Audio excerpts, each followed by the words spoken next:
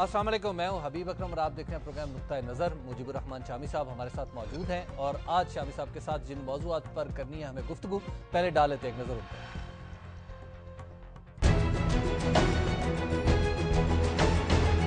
कौमी सलामती कमेटी में शिद्दत पसंदों से मुज़ाकरात को ही पहली तरजीह के तौर पर इख्तियार करने का फैसला। पाक अफगान सरहद पर सिक्योरिटी में इजाफा भी किया जाएगा।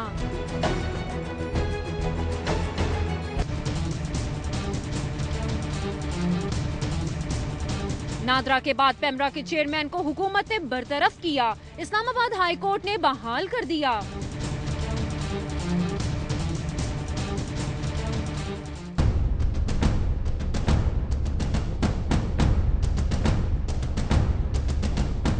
सिंध में बल्दियाती कवानीन पर पीपल्स पार्टी और मुत्तहदा कौमी मूवमेंट में एक बार फिर महाजर आई।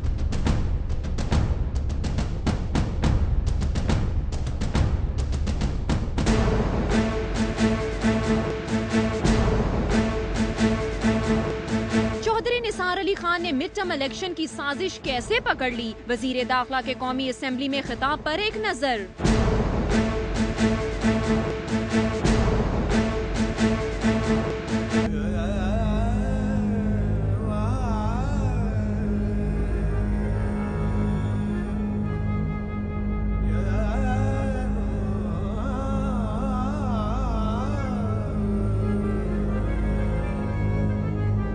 अल्लामा नासिर अब्बास मुल्तान में सुपुर्दे खाक।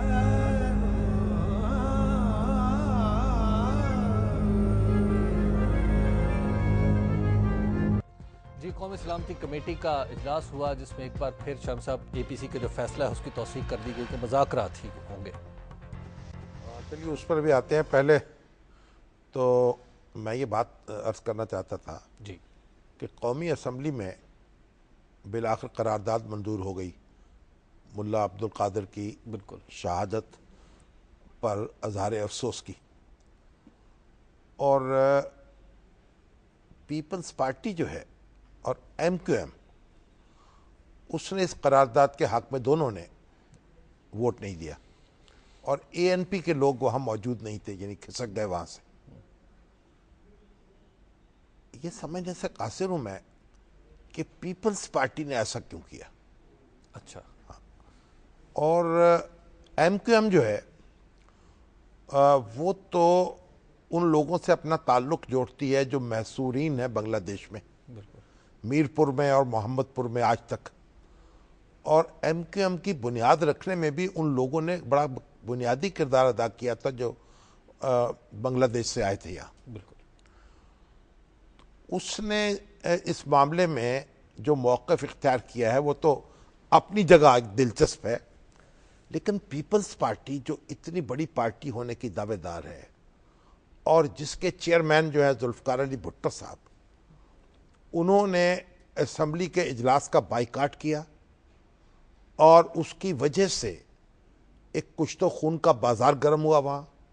ठीक, अवामी लीग के जो इंतहा पसंद थे उनको बहाना मिला और 1 मार्च से लेके 25 मार्च तक, 25 मार्च को फौजी कार्रवाई का आगाज हुआ और 1 मार्च से 25 मार्च तक वहाँ तशद्दुद का बाजार गर्म था और अवामी लीग की हुकूमत थी।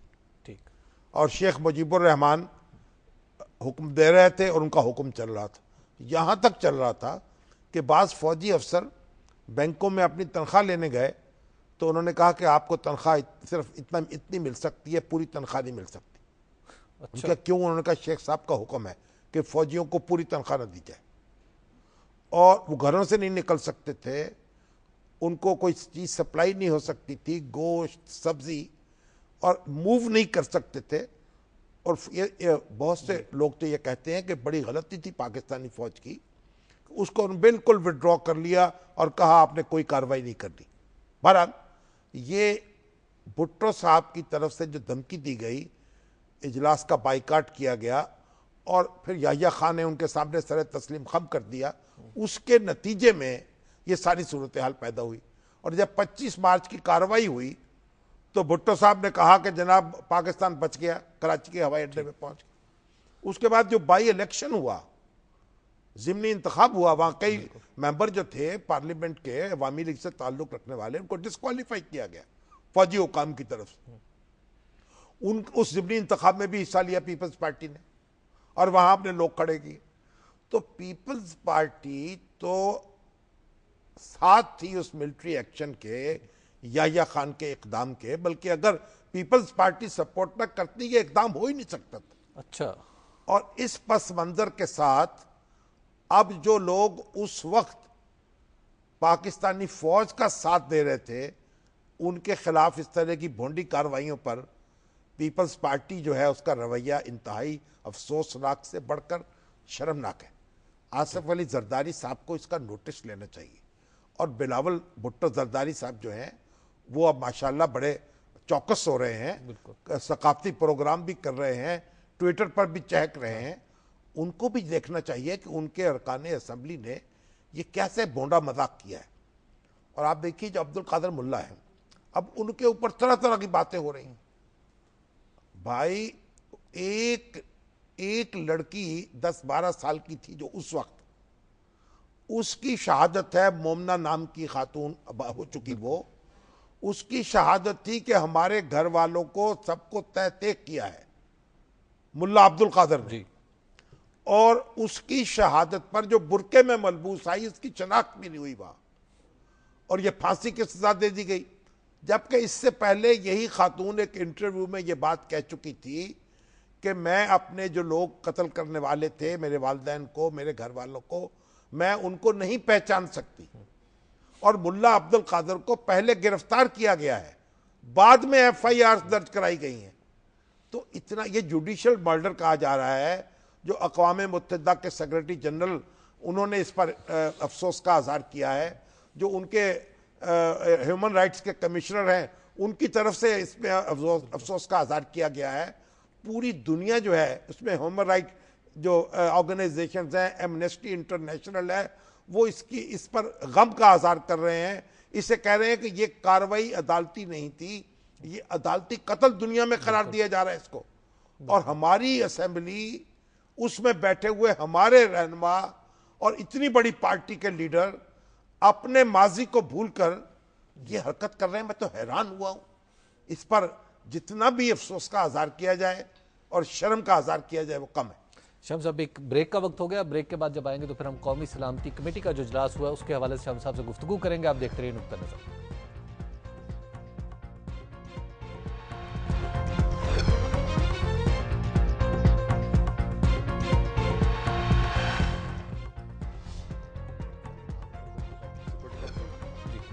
नुक्ता नज़र में एक बार फिर खुश आमदीद। कौमी सलामती कौंसिल के इजलास में शम्स साहब एक बार फिर तौसीक होगी उस फैसले की। कौमी सलामती कमेटी है जी, ये काबीना की। जी, देखिए जो हमारे नए चीफ ऑफ आर्मी स्टाफ हैं जनरल राहील, वो पहली दफ़ा इस इजलास में शरीक हुए। ठीक। तो जाहिर है उनको भी ज़रूरत होगी ब्रीफिंग की और मामलात की, और उनसे फिर तबादला ख्याल की ज़रूरत भी। इस लिहाज से इसकी बड़ी अहमियत है। और इसमें जो फैसले किए गए हैं उनसे मालूम होता है कि एक यकसुई है फौजी क़यादत में और सियासी क़यादत में। ठीक। क्योंकि तालिबान के साथ जो मुज़ाकरात का फैसला किया गया था उसे जारी रखने का ऐलान हुआ है, और अगर ये मुज़ाकरात कामयाब नहीं होंगे या नहीं हो पाएंगे तो फिर किसी दूसरे ऑप्शन पे गौर होगा। ठीक।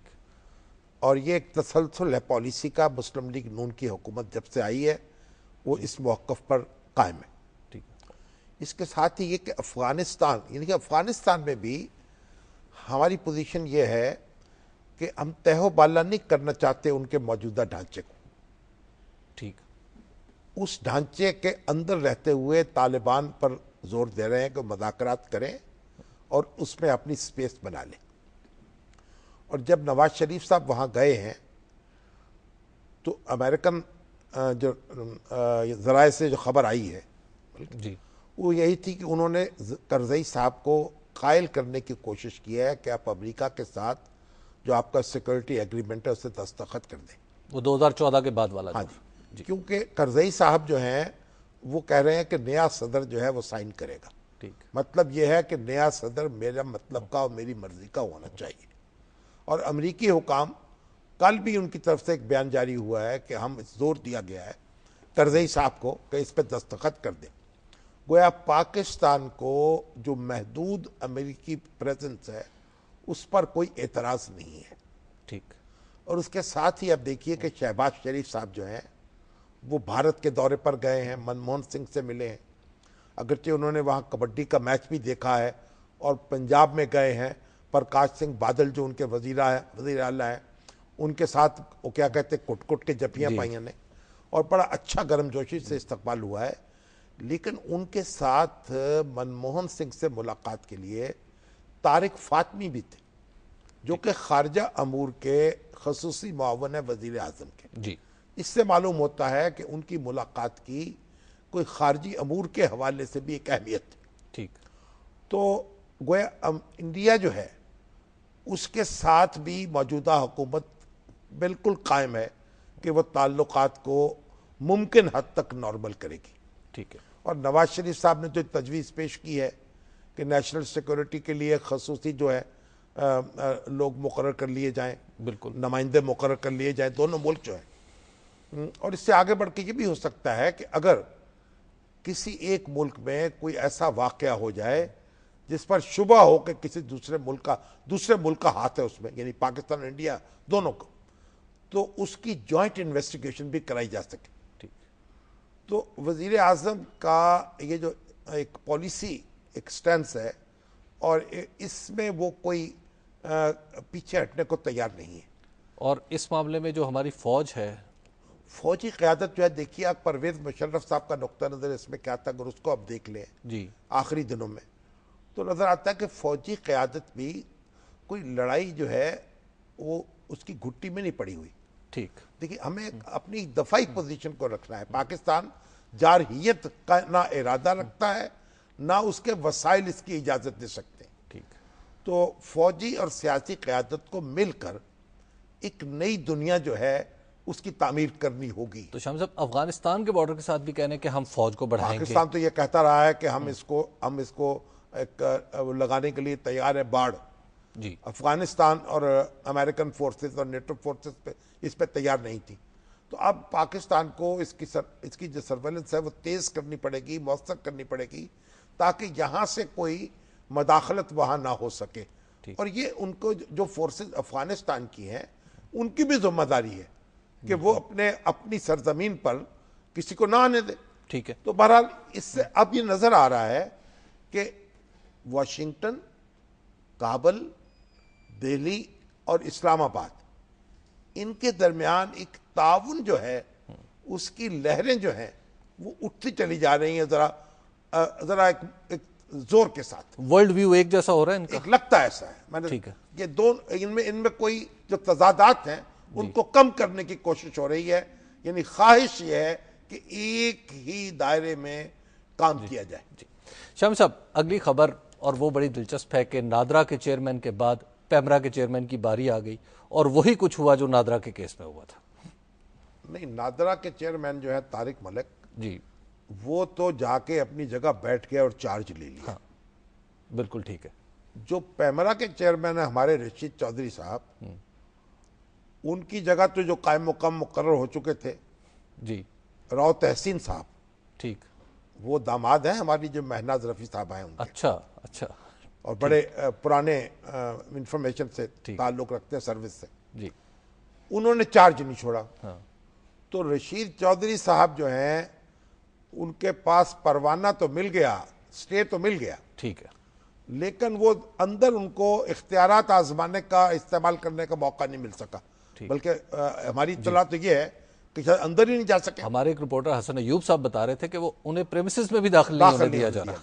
तो अब ये गोया असल में लगता यूं है कि मौजूदा हुकूमत में कुछ ऐसे अनासर मौजूद हैं जो समझ रहे थे कि अदालत जो है वो सिर्फ इफ्तिखार चौधरी का नाम है जी, इसलिए जरा थोड़े से दम साध के बैठे हुए थे। अच्छा, जो ही इफ्तिखार चौधरी साहब घर पहुंचे हैं, हाँ, उन्होंने तरह तरह के इकदाम शुरू कर दिए। ठीक, लेकिन उनकी शायद गलतफहमी या खुशफहमी दूर हो जाए, क्योंकि अदलिया जो है अब अपनी उस असर्टिव पोजीशन से वापस नहीं जाने की। जी। और अदलिया के साथ ये एक भोंडा मजाक है। अहकामात तस्लीम करने चाहिए, अपना मौक़िफ़ पेश करना चाहिए।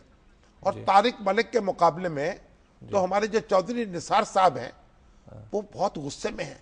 ठीक है। वो कितनी प्रेस कॉन्फ्रेंसें कर चुके हैं, असेंबली में बयानात दे चुके हैं, लेकिन परनाला वहीं का वहीं है। क्योंकि जो रात की तारीकी में उनको टर्मिनेट किया गया है उसका कोई जवाब जो है लोग मान नहीं रहे। शामी साहब, एक और फैसला भी तो है जो है 27 नवंबर का, जिसमें सुप्रीम कोर्ट ने कहा था एचईसी के बारे में कि उनका नया चेयरमैन लगाया जाए। हाँ, सुप्रीम कोर्ट ने यह हुक्म दिया था जी कि एचईसी का नया चेयरमैन जब लगा दिया जाए, क्योंकि ये कायम मुकाम चेयरमैन कोई नहीं हो सकता, एडहॉक चेयरमैन कोई नहीं हो सकता। ये कायम मुकाम मुकर्रर किया था इन्होंने, गवर्नमेंट ने। बिल्कुल। और 3 महीने हो गए, कमोबेश 100 दिन हो गए जी। और जावेद लगारी साहब की जगह चेयरमैन मुकर्रर नहीं हुआ। जी। तो नासरुल मुल्क साहब की सरबराही में जो बेंच था, ठीक। और नासरुल मुल्क साहब तो अब आइंदा चीफ जस्टिस है ना। जी जी। उन्होंने ये जो हमारे गिलानी साहब है इनकी जगह उन्होंने, ठीक है, ये जिम्मेदारी संभालनी है। बिल्कुल 6-7 महीने के बाद। जी। तो शामी साहब, वैसे डॉक्टर अताउर रहमान साहब जो साबिक चेयरमैन है एचईसी के, वो भी हमारे साथ मौजूद है लाइन पे, लेकिन उनसे बात करने से पहले एक ब्रेक ले लेते हैं। ब्रेक के बाद हम यहीं से गुफ्तगू आगे बढ़ाएंगे। आप देखते रहिए नुक्ता नज़र।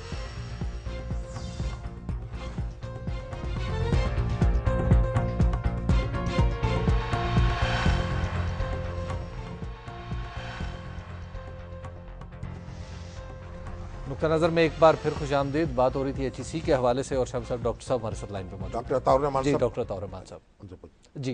डॉक्टर साहब, अस्सलाम वालेकुम जी। वालेकुम अस्सलाम। डॉक्टर साहब, ये जो एचईसी है इससे कोई मौजूदा हुकूमत के ताल्लुकात भी खराब लग रहे हैं, तो क्या वजह है, क्या करना? हाँ। मेरे ख्याल से ये इतने ज्यादा दूसरे कामों में फंसे हुए हैं कि हायर एजुकेशन कमीशन की तरफ इन्होंने ध्यान नहीं दिया और इससे बहुत नुकसान हो रहा है। क्योंकि बहुत सारे जो प्रोजेक्ट्स हैं, प्रोग्राम्स है हायर एजुकेशन कमीशन के, क्योंकि चेयरमैन मौजूद नहीं है तो उसकी मीटिंग नहीं हो सकती, बोर्ड की पॉलिसी तय नहीं हो सकती कि आगे किस तरफ चलना है। जो सारी फंडिंग जो है वो भी एलोकेशन बोर्ड ही करता है इसका, तो वो सारे मामला जो है इससे लातुलाल में पड़े हुए हैं। मगर डॉक्टर साहब, आपने तो अदालत का दरवाजा भी खटखटाया था।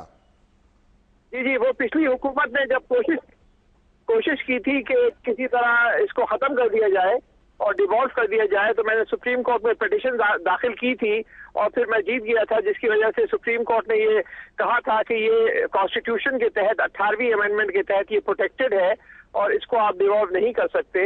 दोबारा जब एक मेजर साहब को अपॉइंट करने की कोशिश की गई मिनिस्ट्री ऑफ एजुकेशन की तरफ से इसके एग्जीक्यूटिव डायरेक्टर के तौर पे, जब मैंने दोबारा पिटीशन दाखिल की थी और वो भी मैं जीत गया था, क्योंकि ये जो है ऑटोनोमस बॉडी है, प्राइम मिनिस्टर को रिपोर्ट करती है। और फिर अब जो सिंध हाई कोर्ट में मेरी पिटीशन पेंडिंग है, जो सिंध एचईसी बना ली है उन्होंने ताकि अपने तौर पे अलग से काम कर सके और इसको बेसिकली डिफैक्टो डेवोल्यूशन करने की कोशिश की है, तो मैंने फिर सिंध हाई कोर्ट में पिटीशन दाखिल की है कि ये भी सुप्रीम कोर्ट के डिसीजन की कंटेम्प्ट है और ये कर नहीं सकते। मगर डॉक्टर साहब, खैबर पीके जो है वहां भी यही सुना है, वो अपना कमीशन अलग से बना रहे हैं। जी, केपीके में वो बना रहे थे, लेकिन मेरा फिर इंटरेक्शन हुआ है जो पीटीआई के सीनियर ऑफिशियल्स हैं और मुझे अब जो लेटेस्ट मालूमात ये है कि उन्होंने मेरे इंटरवेंशन के नतीजे में उन्होंने ये फैसला किया है कि अब वो आगे केपीके की अपनी नहीं बनाएंगे, क्योंकि दुनिया भर में हायर एजुकेशन जो है वो हमेशा फेडरल ही होती है, चाहे वो हिंदुस्तान में हो, चाहे तुर्की में हो, चाहे कोरिया में हो, चाहे बरतानिया में हो, हर जगह हायर एजुकेशन जो है इसका कौमी आहंगी से और कौमी तरक्याती मंसूबों से गहरा ताल्लुक होता है। आप अलग अलग 1.5 ईंट की मस्जिद नहीं बना सकते, बहुत ज्यादा मसाइल पैदा हो जाते हैं। तो हर जगह ये हमेशा फेडरल ही होती है और प्रोविंसेस ऑलरेडी रिप्रेजेंटेड हैं एचईसी के अंदर, क्योंकि चारों प्रोविंशियल सेक्रेटरीज जो हैं वो इसके मेंबर हैं, इसका जो बोर्ड है उसके मेंबर्स हैं, तो प्रोविंसेस उसका हिस्सा ऑलरेडी मौजूद है, उसके अंदर है। तो मगर सुप्रीम कोर्ट ने जो डेडलाइन दी थी 15 दिन की, वो तो खत्म हो गई। अब फिर कोई अदालत में जाने का इरादा है आपका? देखिए, मेरे ख्याल से तो ये इन्होंने प्रोसेस तो शुरू कर दिया है चेयरमैन के सिलसिले में, लेकिन अब देखना ये होगा कि इसमें कितना टाइम लगता है। बात यह है सिर्फ चेयरमैन का तो मामला एक ही है, लेकिन जो उससे ज्यादा संगीन मामलात हैं, तो एक तो ये है कि जो इसका स्टेटस जो है वो डिवैल्यू कर दिया गया है बहुत ज्यादा एचईसी का मेरे जाने के बाद। ठीक। HEC का एग्जीक्यूटिव डायरेक्टर जो था उसका फेडरल सेक्रेटरी का स्टेटस होता था और चेयरमैन वजीर के बराबर कर था। दिया। आप तो, आपका मनसब तो वजीर का था। जी हाँ, वो वजीर का तो अभी भी है जो चेयरमैन है, लेकिन जो एग्जीक्यूटिव डायरेक्टर था उसका फेडरल सेक्रेटरी का स्टेटस था और ये खुद DDWP मीटिंग्स करते थे, डिपार्टमेंटल डेवलपमेंट ठीक। मीटिंग, जिसमें वो पावर भी इनसे वापस ले लिया गया है और फिर बजट इसका आधा कर दिया गया मेरे जाने के बाद। तो उसकी वजह से इन सब वजूहात की बुनियाद पे बहुत बुरा असर पड़ा। सारे प्रोजेक्ट्स रुक गए, 1000 बच्चे हम हर साल बाहर भिजवा रहे थे, वो सारे के सारे जो है प्रोग्राम जो था जो PhD के लिए बाहर भिजवा रहे थे वो सारे रुक गए। तो एक बड़ी मुसीबत से हमारी यूनिवर्सिटीज गुजर रही हैं और ये जब तक कि हमारी हुकूमत के जो आला अफराद हैं, हुक्काम हैं, वो ये नहीं समझेंगे कि आज की दुनिया इल्म की दुनिया है और नॉलेज इकोनॉमी की तरफ बढ़ना है, तो आपको यूनिवर्सिटीज को मजबूत करना जो है वो तो करना ही पड़ेगा, कोई और रास्ता नहीं है आपके पास। बहुत शुक्रिया। बहुत शुक्रिया डॉक्टर अतौर रहमान साहब। आप देखिए, एक तरफ तो मौजूदा हुकूमत जो है नौजवानों के लिए कर्जे मंजूर कर रही है कि 20-20 लाख तक कर्जा मिलेगा, नौजवान जो है वो रोजगार तलाश करें। जो इल्म हासिल करने के दरवाजे जो हैं वो कुशादा नहीं हो रहे। और बलोचिस्तान यूनिवर्सिटी में तनख्वाहें देने के लिए पैसे नहीं। तो खैर बलूचिस्तान के अपने मसाइल हैं, उनको ठीक करने चाहिए, पैसे कहाँ गए उनके। लेकिन बहरहाल HEC जो है इतना बुनियादी अदारा है और उसके साथ ये सुतैली माँ का सलूक हो रहा है। वो जावेद लगारी साहब जो थे अच्छे भले ढंग के आदमी थे और डिग्रियां जो हैं उन्होंने क्या चेक की हैं कि उनका आज लोग तो समझ रहे थे वही दोबारा अपॉइंट हो जाएंगे, लेकिन उन पर भी बिजली गिर गई। डिग्री ना चेक करते। अजीब बात। शम्स, अब अगली खबर की तरफ चलते हैं। सिंध में बल्दियाती कवानीन के हवाले से एक दफा फिर प्रॉब्लम हम देख रहे हैं, MKM और पीपल्स पार्टी आमने सामने। हम अगर वो जो MKM का मौकफ है, बाकी पार्टियां भी उसके साथ मिल गई हैं। बिल्कुल, मुस्लिम लीग नून भी, हत्ता कि PTI भी और वो कह रहे हैं कि ये जो इन्होंने कवायद तब्दील किए हैं असम्बली से बाला ये हमें मंजूर नहीं है। बिल्कुल, उन्होंने हल्का बंदियों में कोई रद्दोबदल की गुंजाइश पैदा की है। ये असल में ये जो लोग करते हैं कि दही इलाके और शहरी इलाके इनको साथ मिला देते हैं जी। ये पंजाब में भी ये तजर्बे हो चुके हैं। बिल्कुल, यानी जो गुजरांवाला शहर था ना जी, उसके मुख्तलिफ टुकड़े करके उनको दही इलाकों के साथ मिला दिया गया था जी। तो गुजरांवाले शहर का अपना कैरेक्टर खत्म हो गया था। बिल्कुल, तो अब उसी तरीके से कराची पर तजर्बा करने की कोशिश हो रही। लेकिन हम PTI के जो वहाँ पे हफीजुद्दीन साहब हैं हैदराबाद के, उनसे हमारे साथ बात, उनका फ़ोन, चूंकि वो सफ़र में थे तो वो उनका फ़ोन मिलाने की कोशिश में फिर फ़ोन नहीं, वो हफीजुद्दीन साहब की तो मैंने गुफ्तगू सुनी, तो वो साथ भी MKM के साथ भी हैं इस मामले में, लेकिन ललकार भी रहे थे और कह रहे थे कि हमारा जो एहतजाज है काश उसमें गवर्नर साहब भी शरीक होते, क्योंकि गवर्नर साहब के दस्तखतों के बगैर तो कोई ऑर्डिनेंस जारी नहीं हो सकता। और गवर्नर साहब को जब कोई ऐसा मुश्किल ऑर्डिनेंस आता है तो वो बाहर चले जाते हैं छुट्टी पर और सिराज दुरानी साहब आ जाते हैं और स्पीकर साहब जो गवर्नर के तौर पर दस्तखत कर देते। तो उन्होंने कहा भाई ये आपके डबल स्टैंडर्ड क्या है, वो MKM पर बरस रहे थे। शम्स साहब, कहीं ये दोनों पार्टियों के दरमियान, यानी वहाँ सिंध की मजमूई पार्टियों के दरमियान अपोजिशन और हिज़्ब इक़्तिदार दोनों कहीं ये तो नहीं सोच रहे कि इलेक्शन आगे ले जाए? नहीं, इलेक्शन आगे नहीं जाएगा, ना ले जाने की जरूरत इनको होगी। बात यह है कि अर्बन एरियाज में MKM की अपनी एक बड़ी ताकत, ठीक है, अगरचे कि अब उसके पास यानी ये कोई वीटो नहीं है जी। दूसरी कम्युनिटीज भी मौजूद हैं, दूसरी पार्टीज भी मौजूद हैं जी। और पीपल्स पार्टी के पास जो है जो इंटीरियर है उसका एक उसकी बड़ी भारी अक्सरियत उसके साथ है। अब ये एडजस्टमेंट नहीं हो पा रही दोनों पार्टियों में। हफीजुद्दीन साहब हमारे साथ लाइन पे मिल गए जी। अस्सलाम वालेकुम हफीजुद्दीन साहब। वालेकुम जनाब। अच्छा, मैंने तो जनाब इसाले सवाब कर दिया था आपको। आपकी गुफ्तगू जो है अब क्या सूरत हाल है, क्या करना चाहते हैं? MKM के साथ आपके मुश्तरका कोई इकदाम कर रहे हैं आप? नहीं, ऐसी कोई बात नहीं है, MKM के साथ मुश्तरका कोई इकदाम हम नहीं कर रहे हैं। अच्छा, नहीं, आपकी पोजीशन क्या है इस लोकल बॉडी के मामले में? लोकल बॉडीज के मामले में हम एक बात जो शुरू से एम्फसाइज कर रहे हैं वो ये है कि पीपल्स पार्टी और MKM लोकल बॉडीज के इशू पे दोनों एक दूसरे को सपोर्ट करते हैं। इसकी मिसाल मैं एक दो मिसालें इसकी स्पेसिफिक दूंगा। पब्लिक में इन दोनों की पोजीशन दूसरी होती है क्योंकि इनकी अपनी अपनी कॉन्स्टिट्यूंसी में एक दूसरे के खिलाफ काम करने से इनको बेनिफिट होता है। दोनों पार्टियों को, एमक्यूएम को भी और पीपल्स पार्टी को भी। ठीक। तो पब्लिक पोजीशन इनकी ये होती है कि ये कहते हैं एमक्यूएम पीपल्स पार्टी के खिलाफ चलती है और पीपल्स पार्टी एमक्यूएम के खिलाफ पब्लिक के अंदर होती है, लेकिन तो अपनी अपनी कॉन्स्टिट्यूएंसी में वो अपने आप को मजबूत करते हैं। हम मजबूत करते हैं। आपके ख्याल में ये नूरा कश्ती होती है? बिल्कुल मेरा कहना यही है कि ये अरेंज गेम होता है। अब देखिए, हर बार जब भी बल्दियाती कवानीन के बारे में बहस होती है, कोई ऑर्डिनेंस आता है या उसको पास करना होता है, तो हमारे गवर्नर साहब सूबे से बाहर होते हैं। ठीक। उनकी जगह पीपल्स पार्टी का गवर्नर होता है जो इसको अप्रूव कर रहा होता है। जितनी ट्रांसफर पोस्टिंग एमक्यूएम की रिक्वायरमेंट है वो तमाम की तमाम इस वक्त हो रही हैं। नहीं, मगर ये अलावा आपकी राय क्या है इसमें? ये जो उन्होंने तरमीमात की हैं उसमें पोजीशन आपकी क्या है? देखिए, मैं मिसाल एक छोटी सी आपको दूंगा कि यहाँ पे डायरेक्ट इलेक्शन होने थे चेयरमैन और वाइस चेयरमैन के यूसीज की सतह के ऊपर। ठीक।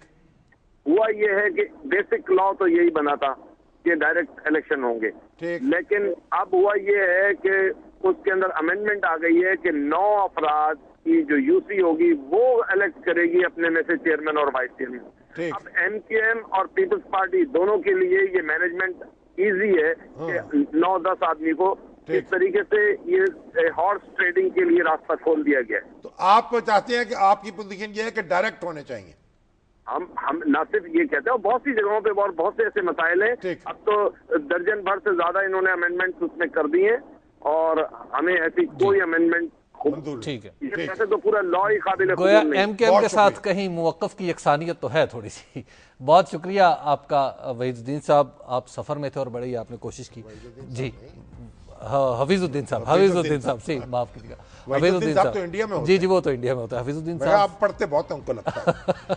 हफीजुद्दीन साहब इस वक्त सफर में है और कराची पहुंच गए। आप सफर में एक ब्रेक का वक्त हो गया, ब्रेक के बाद दोबारा हम आपकी खिदमत में हाजिर होते हैं और आज हम आपके फिर सवालात नहीं ले सकेंगे, कुछ दीगर मौजूदात पर गुफ्तगू करनी शामिल साहब से। आप देखते रहिए नुक्ता नज़र।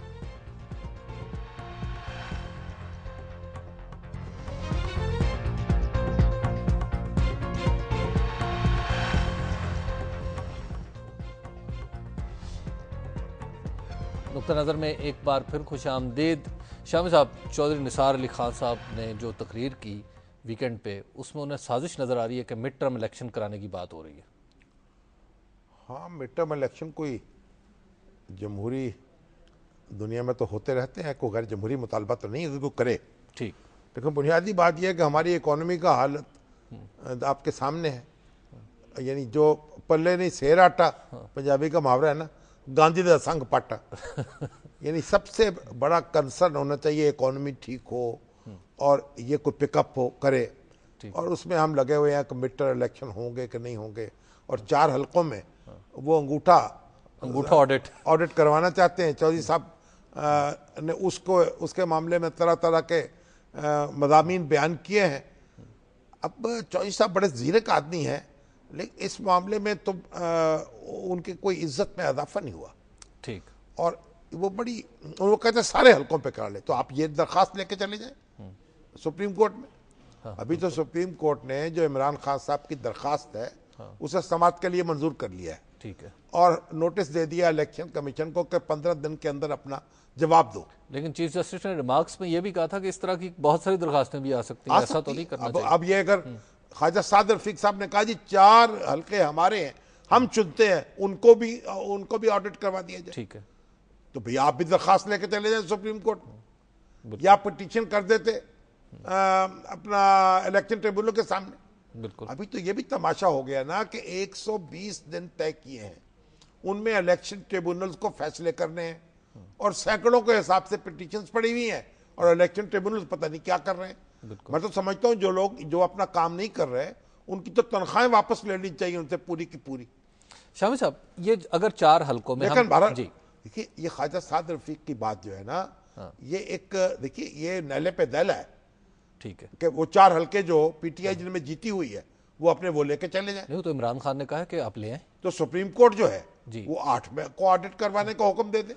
अच्छा शामी साहब, अब 4 हो या 8 हो, इन 4 हलकों में अगर प्रॉब्लम निकल आता है उसी तरह का जैसे कराची में निकलता, तो फिर तो मिड टर्म इलेक्शन का जवाब पैदा तो होगा, लेकिन असल बात यह है कि अगर आप ये देखें कि हर जगह ही ऐसा प्रॉब्लम हुआ है, हाँ, तो फिर एक पैटर्न में अगर चीजें हुई हैं तो फिर गौर करना पड़ेगा कि ये अयाशी दोबारा करे कि ना करे ठीक इलेक्शन की। जी, लेकिन और कम से कम फिर लोकल बॉडीज इलेक्शन में तो दुरुस्त कर लें बिल्कुल कि अगर आपने मक्खी पे मक्खी मारनी है ना, फिर गाड़ी कैसे चलेगी आगे। ठीक है शाम साहब, और एक अहम जो फिरका वारियत जो वीकेंड पे एक जो और अल्लामा वाक़या है पेश हमारे आया, अल्लामा नासिर अब्बास साहब, हमारे फ़िक़ा जाफरिया के बड़े मुमताज़ आलिम थे और मुल्तान के रहने वाले, और मेरे उनके वालिद एक स्कूल टीचर थे। एक दो भाई हैं और यानी एक मेहनत कश लोग ख़ानदान, और उसमें उन्होंने इमर्ज किया, इल्म उनका हासिल किया। दूसरे भाई भी मेरा ख्याल प्रोफेसर जी, वो भी टीचर, और ये खुद जनाब इस तरह चमके, एक लाखों अकीदतमंद पैदा किए, गुफ्तगू का अपना एक करीना और सलीका रखते थे, और किसी बदबख्त ने उनको लाहौर में गोली मार दी। जी, अब वो अल्लाह को प्यारे हो गए। अब उसके बाद लोग उनकी मैयत लेके गवर्नर हाउस के बाहर बैठे रहे, गम गुस्से का आज़ार करते रहे। अब इससे चंद रोज़ पहले वो शमसुर रहमान मुआविया है, उनके साथ ये हशर हो चुका है उनका। जी। अब मुझे बताएं, अब ये भी तफ्तीश हो रही है और तफ्तीशी अदारे पास कह रहे हैं कि एक ही पैटर्न है दोनों को निशाना बनाने का।